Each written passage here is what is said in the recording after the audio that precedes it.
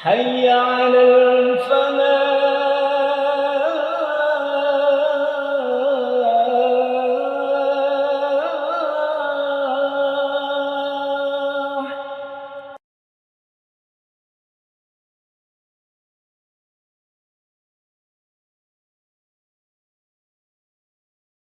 Assalamualaikum warahmatullahi wabarakatuh.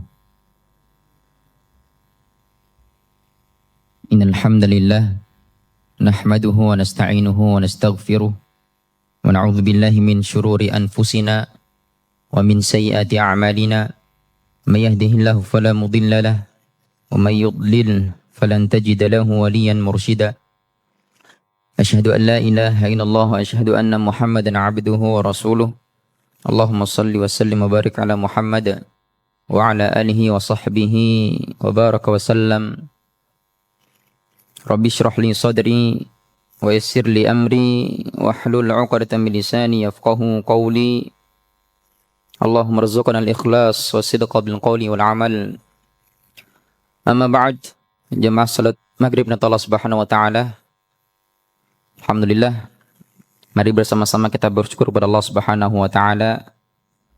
Hingga detik ini, hingga saat ini Allah Subhanahu wa taala masih terus memberikan kita kesempatan, terus memberikan kita kenikmatan-kenikmatan. Wa in ta'uddu ni'matallahi la tuhsuha, innallaha laghafurur rahim. Jemaah sekalian mata Allah Subhanahu wa taala, sejatinya nikmat Allah Subhanahu wa taala itu begitu agung, begitu berdampak, begitu besar, dan kita memang tidak bisa untuk kemudian menghitungnya. Maka tugas kita hanya bersyukur kepada Allah Subhanahu wa taala.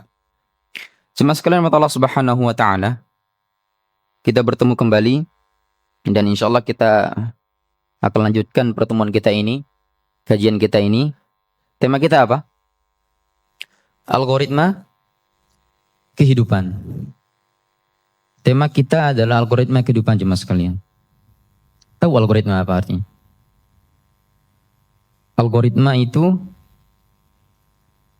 sistem yang secara normatif sudah terkonsep dan terpola. Sunatullah. Anda di sini sekarang, sebelumnya di mana? Kalau kita mau wudu, berarti kita mau ngapain? Sholat. Bangun, tidur, kerja, ini semuanya sudah ada polanya. Ada orang kemudian yang iseng mau cuma pingin ke masjid, itu cuma buat apa? Buang hajat. Bukan mau sholat. Akan tetapi Allah kemudian sentuh hati kecilnya untuk kemudian setelah buang hajat itu, ambil air wudu, masuk masjid, sholat dia, baru kemudian Allah kemudian ketuk lagi, hatinya untuk apa? Baca Quran. Setelah kemudian baca Quran, dia ketemu dengan salah satu ayat yang kalau kemudian dia telusuri itu ayat, maknanya, terjemahannya, dia coba sesuaikan dengan apa dia hari ini. Apa saya hari ini? Ketemu poinnya terus itu. Dia kemudian apa? Bertafakur. Dia introspeksi diri. Dia coba hayati ayat yang dia baca tadi itu. Dia sesuaikan dengan apa dia hari ini. Maka di situ ada solusi dari setiap kendala, masalah, problem yang ia kemudian rasakan. Algoritma kehidupan. Bukan semata-mata dia ingin buang hajat. Yang tadinya dia cuma ingin buang hajat aja.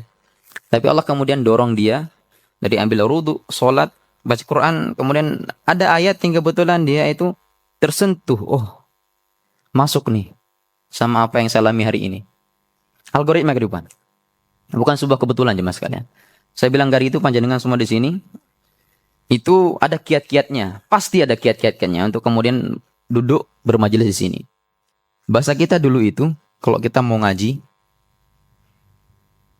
kalau kita mau bermajelis, coba kalau kemudian kita tarik lagi sejak jauh sebelum Islam ini sampai kita rasakan hari ini. Rasulullah SAW, Malaikat Jibril, ke Rasulullah SAW itu sistem talaki. Jadi Rasulullah SAW itu diajarkan apa itu Quran, wahyu.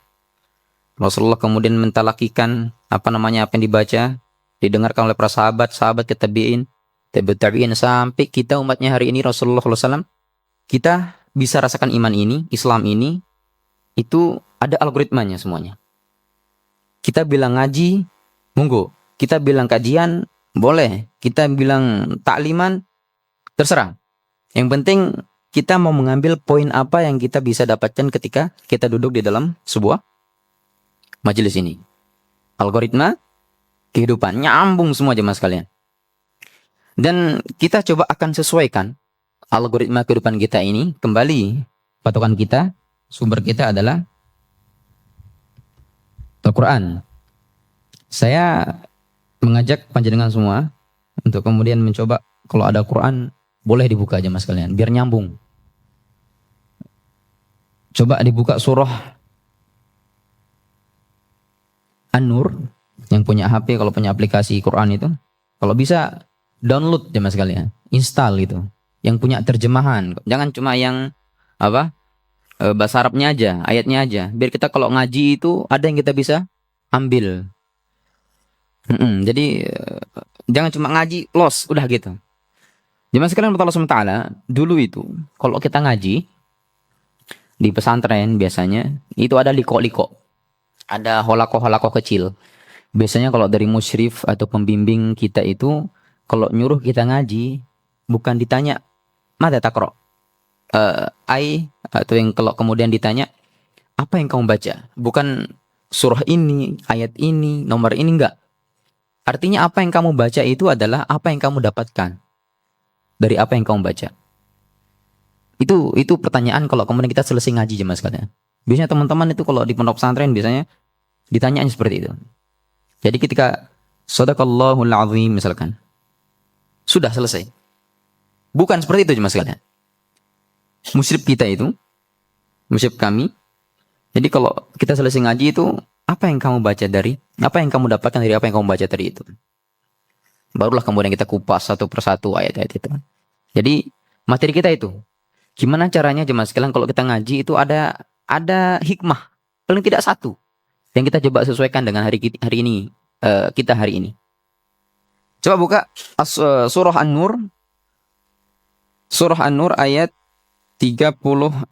Ini lanjutan dari materi kita sebelumnya. Kalau panjenengan ada yang mengikuti, itu An-Nur ayat 35 sebelumnya, 33, 32, 31 itu sudah. Sekarang kita lanjutkan dari ayat 36 sampai, kita coba kalau waktunya masih muat, kita coba sampai ayat 38.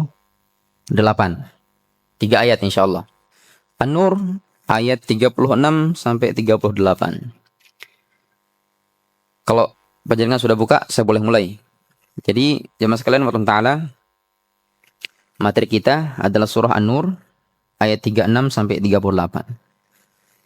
Sebelum kita mulai jemaah sekalian, sebelum saya bacakan ayatnya, saya akan mukadimahi sedikit, ngasih gambaran.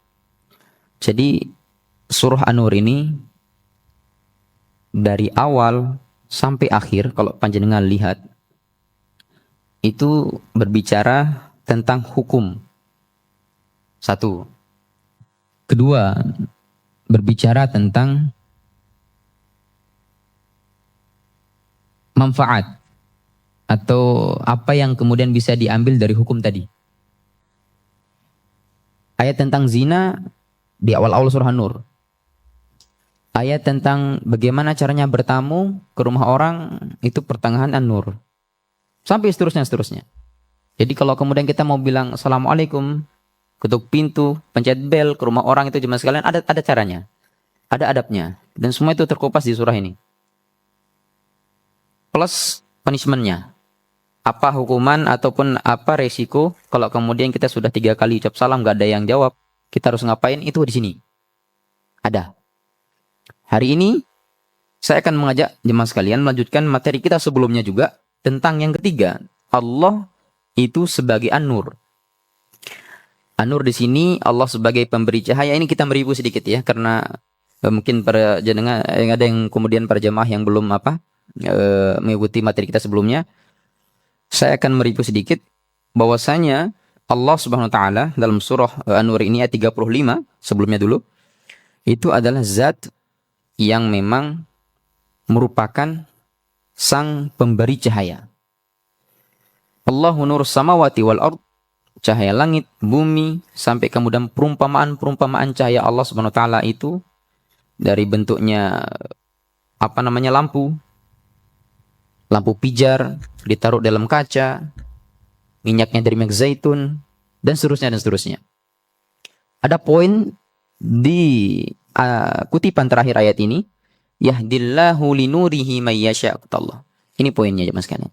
Bahwa sungguhnya Allah SWT itu bakal memberikan cahayanya terhadap siapa yang Allah SWT kehendaki. Ini poinnya.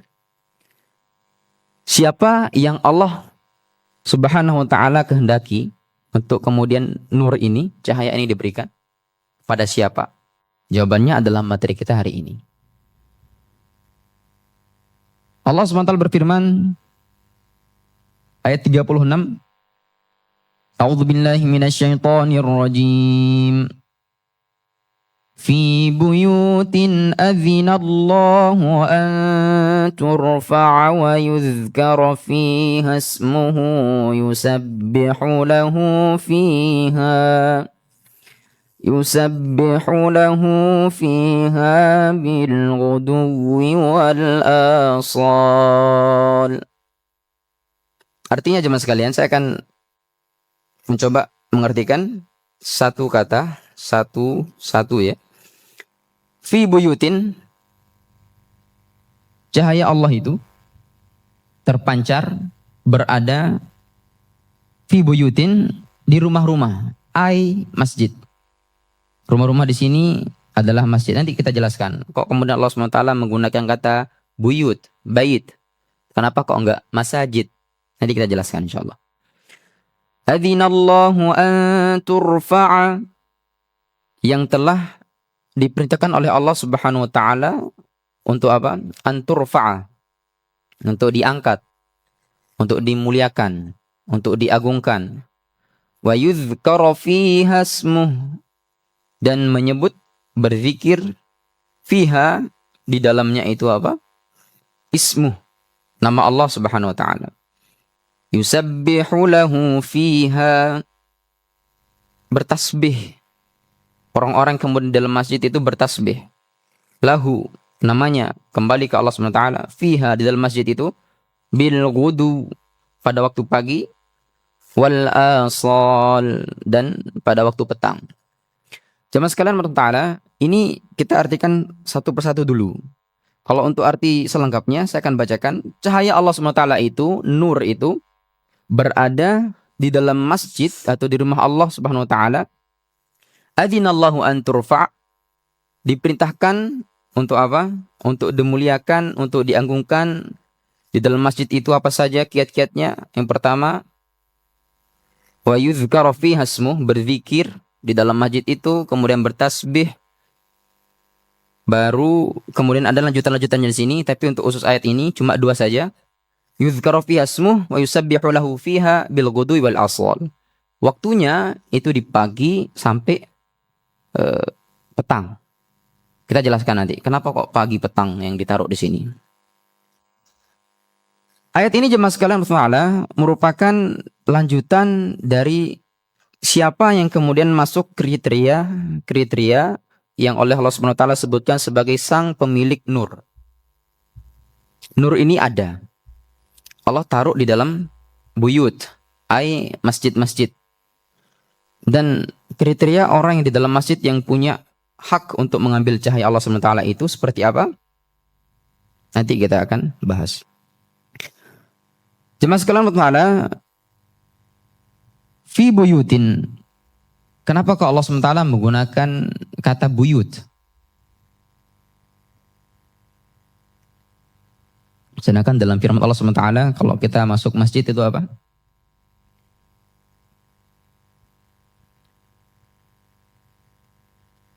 Khudhu zinatakum 'inda kulli masjid. Wa kulu washrabu wa la tusrifu innahu la yuhibbul musrifin. Khudzu zinatakum 'inda kulli masjid. Nah, ini nih bedanya buyut dengan masjid. Kalau di firman Allah SWT yang ini, buyut ini ada dua makna. Buyut itu jamak dari bait, rumah-rumah. Masjid itu mufradnya, masajid itu jamaknya. Buyut untuk makna yang pertama itu artinya masjid memang punyanya Allah Subhanahu wa taala. Masjid memang punyanya Allah Subhanahu wa taala. Rumahnya Allah Subhanahu wa taala. Jadi kembali kita kemudian memposisikan bahwasanya kalau orang yang punya rumah ini adalah sang pemilik rumah ini punya hak prerogatif untuk menentukan tamu ini boleh masuk apa enggak. Saya punya rumah, ada orang kemudian pengen bertamu, hak untuk kita kemudian membuka pintu enggaknya itu dari kita sendiri. Dan Allah Subhanahu wa taala punya rumah ini. Kalau kemudian ada orang pengen ke masjid, maka apa yang kemudian Allah lakukan? Allah bakal muliakan orang-orang yang pengen masuk masjid ini. Begitu juga dengan kita jemaah sekalian. Kalau ada orang kemudian pengen bertamu, muliakan tamu kita. Suguhkan minum, apapun, bahkan Rasulullah SAW itu sampai sebutir kurma itu disuguhkan jemaah sekalian. Para sahabat itu sampai pura-pura matiin lampu biar ada kedengaran suara orang makan.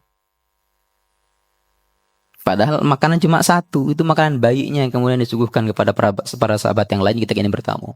Begitu kemudian Rasulullah dan para sahabatnya menyatakan bahwa gini cara orang kemudian menerima tamu, memuliakan tamu jemaah sekalian. Orang kalau sudah masuk masjid dia akan mulia. Karena masjid ini dimuliakan. Dan sang pemilik rumah masjid ini Allah Subhanahu wa taala yang maha mulia. Jadi itu makna yang pertama. Kemudian makna yang kedua. Makna yang kedua ini tentang bait ini adalah kenapa kok nggak pakai masjid? Kenapa kok pakai bait atau buyut? Itu adalah kita, teman sekalian, kalau capek itu, kalau pulang kerja, pengen istirahat itu kita kemana? Rumah. Kita tinggal di dalam rumah. Kita beristirahat di dalam rumah.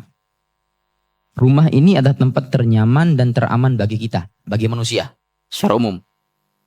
Bahkan hewan binatang pun punya rumah jemaah sekali.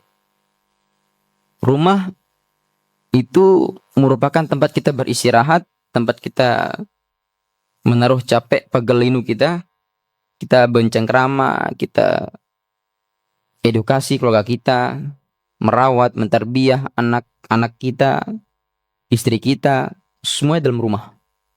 Mulai dari rumah. Ini pengertian dasarnya dulu. Dan rumah kedua kita sejatinya itu adalah di mana? Masjid.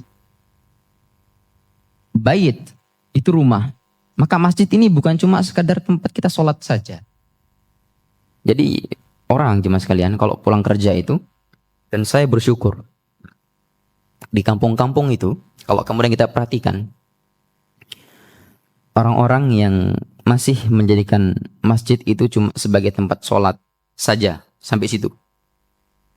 Itu biasanya di kampung-kampung. Kalau kita perhatikan yang di kota, kita bandingkan, itu luar biasa. Satu, di antara pengaruhnya, kenapa kok perbedaan yang sangat signifikan itu terjadi? Paling penting, yang paling menonjol itu adalah dari ini, jemaah sekalian, mindset, pandangan. Baru kemudian yang kedua, sudut pandang.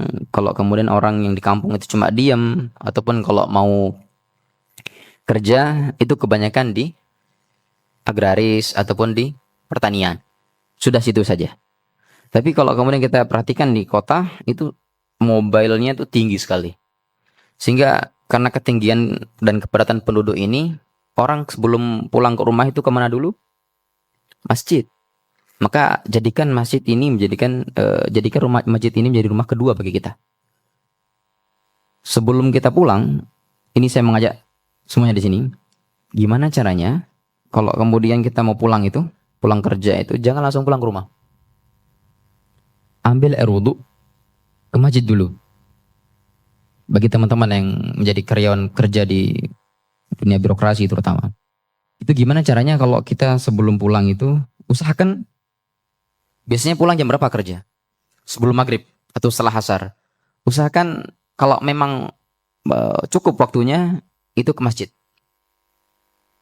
Rasakan jemaah sekalian, bentuk keberkahan yang sudah kita lakukan dari atas kerja-kerja kita itu. Itu kalau kita sudah selesai. Kalau untuk mengawali, saya mengajak teman-teman di sini semuanya, gimana caranya kalau kita bangun tidur itu, wudu, sholat subuh, dan kita mulai tadarus di situ. Dan salah satu tanda Anda kemudian diberkahi hidupnya itu adalah dengan Anda kemudian mulai baca Quran untuk membuka lembaran pagi itu. Tolak ukurnya itu di situ. Jadi kita bisa melihat bahwasanya orang-orang kemudian yang mulai harinya, pagi harinya itu dengan sarapan, langsung mandi terus kemudian kerja, itu nggak apa-apa, sebenarnya nggak apa-apa. Cuma intensitas keberkahannya itu berkurang. Kenapa? Kurang ngajinya. Kalau bisa kita sebelum berangkat kerja atau pas masih di masjid subuh itu ngaji sedikit, bahkan satu halaman itu kurang lebih 5 menit jemaah sekalian, 10 menit lah. Kalau mau tadaburi lagi nggak apa-apa, sejam itu bisa. Tapi itu tadi, kita bisa melihat, kita bisa mengambil tolak ukur berkah enggaknya hidup kita hari itu. Kita bisa mulai dari apa? Baca Quran sebelum berangkat atau beraktivitas pagi harinya. Satu halaman saja. Kalau misalkan lagi padat-padatnya jadwal, memang satu ayat nggak apa-apa. Tapi usahakan nanti di apa? Di jamak aja sekalian. Pas sholat duha, pas sholat zuhur, qobliyah, badiyah itu di jamak di situ. Di kodok di situ. Seperti itu. Jadi jadikan masjid ini sebagai rumah kedua kita. Sebelum kita pulang kita ke masjid. Tugasnya apa? Kembali lagi ke peran Allah Subhanahu wa taala sebagai sang pemilik, sang pemberi cahaya. Cahaya yang sudah ada aja Mas sekalian. Ini lampu-lampu ini, orang kalau tidak punya lampu, rumahnya itu gelap. Kalau sudah gelap, itu kita tidak bisa beraktivitas. Lam yakad yaraha. Itu kata ayat Allah dalam lanjutan ayat ini, nanti kita bahas insyaallah. Orang kalau sudah mengeluarkan sakunya begini, tangannya dari sakunya, itu bahkan dia tidak bisa melihat tangannya sendiri ketika kegelapan. Tangan sendiri jemaah sekalian. Bagaimana kalau radiusnya lebih jauh lagi? Itu gambaran bahwasanya cahaya itu ada. Kayak apa namanya? Perkataan orang-orang kafir itu, nggak adil Allah itu. Kenapa? Kok cuma muslim saja yang bisa masuk surga? Kok cuma orang beriman saja yang bisa masuk surga? Sedangkan kami yang orang kafir-kafir ini, balasannya itu cuma di neraka. Sedangkan kami sudah apa? Berbuat baik menurut mereka. Cuma sekalian utala untuk mematahkan teori-teori itu, perkataan-perkataan seperti itu, kita bisa ibaratkan cahaya itu, petunjuk itu, hidayah itu seperti cahaya, seperti nur, atau bahkan sederhananya lagi seperti wifi. Wifi itu seperti, anggaplah cahaya ya, ataupun hidayah. Dan nggak pakai kata sandi jemaah sekalian. Nggak pakai kode, gratis, free wifi. Tinggal kita mau login apa enggak tuh di wifi itu. Udah itu selesai. Jadi tidak ada alasan kemudian saya nggak diberikan hidayah untuk masuk Islam. Tidak ada. Semua sudah ada. Kitabnya ada. Nabinya ada. Ya, tuntunan dan bahkan sampai kita diajarkan bagaimana buang hajat itu ada. Sampai sebegitunya Islam itu. Tinggal kita mau mengambil aja wifi tadi itu untuk login apa enggak. Selesai. Jadi jemaah sekalian ta'ala, nur itu sudah ada. Di mana tempatnya? Di sini Allah katakan di dalam masjid. Fi buyutin. Allah Subhanahu wa taala kemudian menugaskan kita, orang-orang yang berada dalam masjid itu untuk apa? Yang pertama, anturfa'a, untuk memuliakan masjid itu entah secara fisik maupun non fisik. Entah secara fisik maupun spiritual. Fisiknya katakanlah sekarang kalau ada sampah, kalau ada orang kemudian ribut apa, ditenangkan. Banyak kejadian orang-orang yang ribut dalam masjid itu cuma sekalian. Kira-kira apa itu masalahnya? Kok bisa ribut dalam masjid? Sebelum kita masuk masjid, itu kita berdoa. Apa doanya? Apa doa masuk masjid cuma sekalian? Allahumma ftahli abwaab rahmatik. Kita minta apa? Buka pintu keberkahan. Itu kuncinya tuh. Satu. Jadi kalau kemudian kita masuk masjid, pikiran, hati nggak senang itu jemaah sekalian, itu bisa jadi kurang berdoanya pas masuk masjid itu. Akhirnya Allah SWT kemudian alhamdulillah tidak membuka pintu-pintu keberkahan itu. Karena dia sembrono saja. Ada adab jemaah sekalian. Anturfa'a di sini adalah adab. Kita memulaikan, kita mengagungkan masjid itu, kita mulai dari adab. Adab dulu sama Allah, adab dulu sama masjid. Bagaimana seharusnya kita beradab, bagaimana seharusnya kita bersuci. Fisik maupun secara spiritual. Spiritual juga begitu jemaah sekalian. Kita untuk membangun kedekatan dengan orang itu, usahakan kalau ketemu baca, ucap apa? Salam. Hatta kita kenal maupun gak kenal jemaah sekalian. Assalamualaikum. Ya Allah, itu pendek sekali ucapan itu. Cuma sangat bermakna. Bisa jadi dengan doa. Salam itu kan doa jemaah sekalian. Kita kemudian ucap salam kepada para jamaah. Jamaah kemudian membalas salam kita, itu doa. Setelah itu kita pakai motor. Alhamdulillah. Hampir tabrakan jemaah sekalian. Itu kata hampir itu bisa jadi karena apa? Doa kita ucap salam tadi itu. Jadi usahakan. Allahumma ftahli abwaab rahmatik. Kita kemudian sholat tahiyatul masjid, sholat wudu, sholat sunnah wudu, terserah. Kita coba beradab dalam masjid itu. Anturfa'a yang pertama adalah beradab, entah itu secara fisik maupun spiritual. Kemudian yang kedua, wa yudhkara fi hasmuh. Berzikir, menyebut nama Allah Subhanahu wa taala dalamnya. Perhatikan, ada orang yang kemudian itikaf. Saya akan lanjutkan dulu. Yusabbihu lahu fiha bil ghudwi wal asal. Dan kemudian dia bertasbih kepada Allah SWT bil ghudwi wal asal. Nanti kita akan jelaskan bil ghudwi wal asal ini. Jamaah sekalian Allah, ada orang kemudian masuk masjid niat iktikaf. Iktikaf saja sudah dapat pahala. Cuma ada cumanya. Kalau cuma duduk saja itu juga kurang dapat keberkahan. Meskipun nur itu ada. Nur. Kita kembali lagi ya. Target kita masuk masjid itu sebenarnya buat mengambil nur itu. Pasti ada hikmah dalamnya. Bukan cuma buat kita pakai tidur saja. Seperti ini nih. Setelah sholat maghrib, kalau mau tambah nur lagi, masuk kajian. Nanti ada lanjutannya di sini. Wa yazidahum min fadli. Allah tambahkan min fadli. Karunia itu, nur itu jemaah sekalian. Jadi bukan cuma kita sholat, habis itu out. Masih ada proyek jemaah sekalian. Masih ada yang kita dapatkan dalam bentuk kajian, tilawatil Quran, dan seterusnya. Eman. Itu. Ini juga menjadi pematah orang-orang yang kalau puasa terutama. Kalau puasa itu dalihnya mereka adalah semua yang kita kerjakan itu bernilai pahala selama tidak makan dan minum dan seterusnya. Termasuk tidur itu berpahala kata mereka. Jadi kalau mereka itikaf di masjid cuma tidur saja itu juga apa? Eman. Kurang afdol jemaah sekalian. Jadi harus ada kiat-kiat atau amal-amal yang dikerjakan di sana. Yuzkaru fi hasmuh. Di sini kita bisa tilawatul Quran, kita bisa berzikir pada Allah SWT, kita bisa bertafakur, kita bisa introspeksi diri dalam masjid juga. Bahkan Rasulullah SAW kalau membangun umat itu di masjid, termasuk kita ini. Sekarang ini lintas agama yang oleh Rasulullah, rumus agama yang Rasulullah SAW bangun sejak zaman beliau sampai hari ini kita bisa nikmati. Gimana caranya pemberdayaan umat itu mulai dari masjid. Peradaban itu dimulai dari masjid. Sekarang pertanyaannya, bagaimana cara menyuruh orang ke masjid dulu? Ini pertanyaan besarnya. Jangan langsung gimana cara orang berzikir di masjid, gimana cara orang bertasbih di masjid, gimana cara orang ngaji di masjid. Enggak gitu. Sekarang gimana caranya orang itu mau masuk masjid dulu? Ini pertanyaan dasarnya. Makanya kalau kita kemudian ikutin seminar-seminar jemaah sekalian, masjid sebagai poros dasar sentral peradaban itu bisa kita ngambil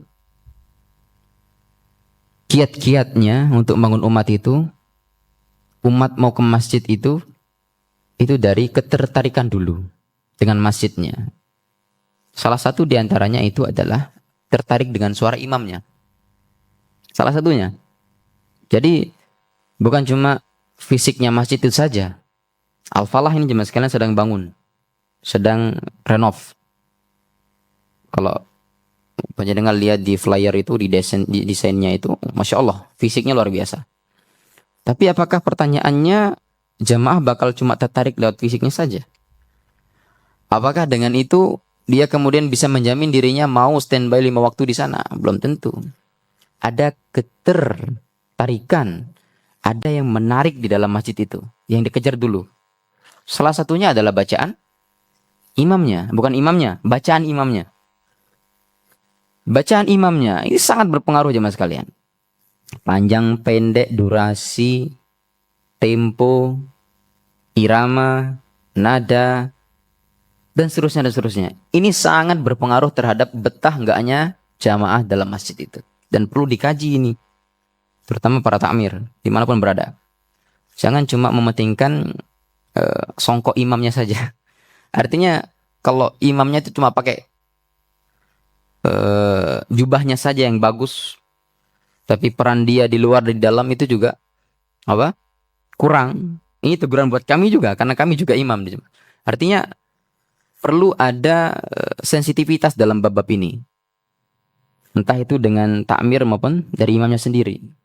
Apa yang kemudian jamaah perlukan bisa kita samperi jamaah sekalian, sehingga jamaah itu merasa dirangkul, bukan cuma ketika dia sholat out langsung. Ini kasihan. Jadi jamaah juga harus proaktif. Kalau dia pingin bertanya tentang sesuatu, boleh japri imamnya. Dia pingin mau setoran gitu, setoran ngaji, setoran hafalan, boleh japri imamnya. Selama itu bisa disesuaikan porsinya. Itu satu. Kemudian dia bisa tertarik dengan program. Makan siang, di Al-Falah ada makan subuhnya, sarapan paginya itu. Kalau panjenengan sholat subuh di sini. Ada makan siang, zuhur itu ada. Terus program-program lain ini harus berlanjut. Jangan cuma sekali 2 kali. Ada yang kemudian memberikan jamaah itu kesan yang positif. Nanti jamaah ini kalau sudah punya kesan, first impression yang bagus, dia pulang ke rumahnya, keluarganya, kerabat-kerabatnya, dia ceritakan. Tadi saya habis jamaah di Al-Falah atau di masjid yang lain. Saya punya program begini, imamnya begini. Tertarik nggak kira-kira orang yang mendengarkan tadi? Tertarik. Jadi diambil semua jemaah-jemaah itu. Ini hal-hal seperti ini di banyak masjid. Kalau panjenengan sudah ke Lombok ya, pernah ke Lombok? Lombok itu punya julukan 1000 masjid, Pulau 1000 masjid. Saya orang Lombok sama sekalian. Kalau di sana itu memang saya bisa akui radius 5-10 meter itu masjidnya ada lagi itu. Menjamur. Cuma memang belum termanage dengan baik. Masih banyak PR umat di sana itu. Masjidnya aja yang sudah menggah. Bahkan saya nggak bilang Lombok aja, hampir di seluruh Indonesia seperti itu. Gimana caranya? Pertanyaan dasarnya ini nih. Suruh umat ini, jamaah ini, bahkan kita kalau bisa kita klasifikasikan. Jamaah wanita, jamaah yang sudah berumur, jamaah anak-anak, dewasa, remaja, itu klasifikasikan. Buat mapping. Jadi kita bisa tentukan kalau untuk program perempuan itu enaknya apa ya. Ini kalau untuk program anak ini, kalau dia biar nggak ribut di masjid itu apa ya. Bisa kita diskusikan untuk kemudian mengambil hati mereka untuk tertarik di masjid dulu. Itu satu. Kalau sudah terlaksana ini, kalau jamaahnya sudah ada, baru kita aplikasikan yang 3 tadi itu. Memuliakan, berzikir, bertahmid, bertasbih kepada Allah SWT, bertakbir. Sholat itu sudah menyakup itu semua jemaah sekalian. Tapi nggak cukup dengan sholat saja. Bil ghuduwi wal asal, kata Allah. Temponya adalah di sini Allah Subhanahu wa taala katakan dari pagi sama petang. Pagi sampai petang. Ini artinya jemaah sekalian itu selamanya, seterusnya. harus jalan terus. Untuk kemudian apa? Tetap kita mengemban nur tadi itu, cahaya tadi itu. Siapa yang dimaksudkan? Rijal, kata Allah di sini. Ayat selanjutnya, kita coba lihat waktu. Masih ada. Rijal, kata Allah. Rijal siapa? Bukan rijal nama orang. Rijal di sini artinya anak laki-laki, kalau dalam bahasa Arab. Tapi kita sebut sebagai orang la tulhihim tijarah, yang tidak diperdaya atau yang tidak dilalaikan oleh apa? Satu, tijarah. Tijarah artinya di sini itu dagangan, perniagaan. Tijarah, ujur, ajroh itu upah. Kalau bahasa Arab, kalau jenengan suka bahasa Arab. Ujur, ajron, ajrun, tijarah. Akhirnya ada kata tijarah itu artinya perniagaan, perdagangan. Ini biasanya menjadi hal yang suka bikin manusia itu lalai. Untuk ke masjid. Kita berbicara konteksnya dalam masjid ini dulu ini. Kemudian yang kedua, wala bay'un. Faktor apa lagi kira-kira? Bay'. Bay'un itu apa di sini? Jual beli. Bay' itu sebenarnya bukan jual beli jemaah sekalian. Bay' itu artinya jual. Kalau beli itu bahasa Arabnya syira'. Jadi bay' itu jual, syira' itu beli. Tapi pertanyaannya kok ini yang ditaruh? Karena kalau penjenengan suka bahasa Arab, itu adanya atful khos alal am. Jadi gimana caranya buat menegaskan yang umum menjadi khusus atau yang khusus menjadi umum. Di sini tijarah nggak cukup sebagai faktor yang buat manusia lalai. Ditambahkan lagi oleh Allah SWT, bukan cuma itu saja kata Allah. Wala bay'un. Dan juga merupakan jual beli. Pada dasarnya teman sekalian, yang lebih menguntungkan itu yang mana? Jual atau beli? Menjual atau membeli? Yang paling menguntungkan itu yang mana? Saya tanya. Menjual. Yang menjual. Bay'un itu jual. Karena dia yang kemudian paling banyak memperoleh benefit, keuntungan. Kalau orang sudah merasa untung, kaya, di atas, itu terlena. Maka itu yang kemudian menjadi penyebab dia lalai. Enggan bahkan jemaah sekalian. Untuk apa? Wa iqamis shalah wa ita'iz zakah. Untuk menunaikan ibadah salat, untuk menunaikan zakah. Yakhafuna yauman tataqallabuhu fihi al-qulub wal absar. Mereka kalau sudah salat, kalau sudah zakat, kalau sudah tasbih, kalau sudah tahmid, tahlil, takbir, berzikir dalam masjid untuk dalam rangka mengambil cahaya dan nur Allah SWT itu, mereka itu apa? Yakhafuna yauman, takut jemaah sekalian. Semua itu termotivasi dari dalam diri. Kolab ini dia bakal bergetar. Karena orang-orang yang sudah beriman itu porosnya Allah SWT. Orang kafir itu poros dia beramal itu bukan Allah SWT, bukan akhirat. Tapi apa? Sosial. Orang kafir kalau dia bersedekah, afwan.